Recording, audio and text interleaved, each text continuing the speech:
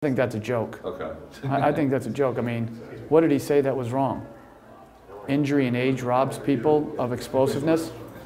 What, of course. I mean, all he said was the obvious that everybody knows, and everybody's trying to drum this up into being something. He went on to say that no one wants to report that he's still a terrific player, terrific competitor, and he knows he's going to bring his best in game 2. But if I was Pau Gasol, I know I'm better than any other big man on the floor, and I'm going to dominate every game, and no one can do anything about it. And this idea that Kevin Garnett needs some words from Pau Gasol to motivate him. Has anybody been watching Kevin Garnett's career? He's self-motivated. He doesn't need someone to get him going. And I find it the unfortunate part about the media business that they're looking for a cheap angle, right, and not measuring all he said, and not even thinking about what he said as being obvious and factual. So I don't think it'll have any impact on Garnett or Gasol. Right. With ever since Kobe has gotten his knee injury, obviously the production has gone up. But from what you've seen, where does his game benefit the most from the rest and just also him getting that fluid out?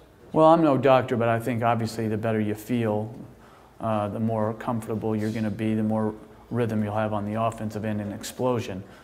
So I think sweeping the Jazz really helped in that. Then they had more rest days, and then after they put away the Suns in 6 games, they had even more days off. So he's gotten a lot of long breaks, which he's been able to rest some and practice some and keep his rhythm. So I think the schedule has worked out very well in his benefit. And, he's one-of-a-kind competitor.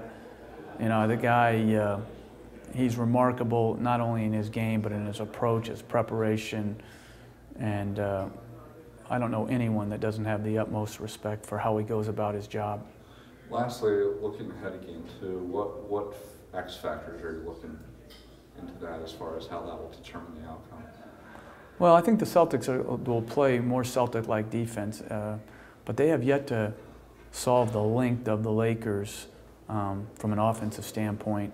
They haven't scored over 90 points in any of the 2 regular season games or game 1 of the finals.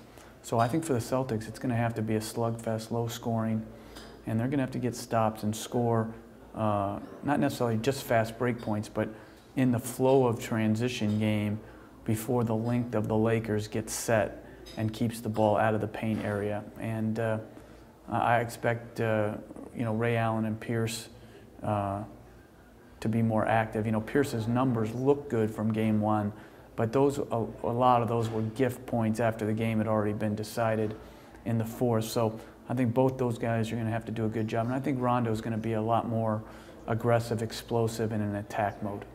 Looking at this playoff series, what type of adjustments do you foresee Boston making in the game 2? I think the adjustment game is, from a technical sense, is somewhat overrated. It's usually a mental adjustment that you're going to play harder with more determination, more resolve, particularly after coming off a loss. And I think we'll see a Boston team who plays much harder. I think they'll be on the ground for loose balls. I think they'll be up in the air to rebound the ball. And yet, I think there's only so much they can do. I think the Lakers are an outstanding team because they are so balanced, inside out, offense to defense. And Boston's been a weak rebounding team all year. So they're going to have to really rebound the ball, and they're going to have to take care of the ball and keep their best players on the floor and out of foul trouble.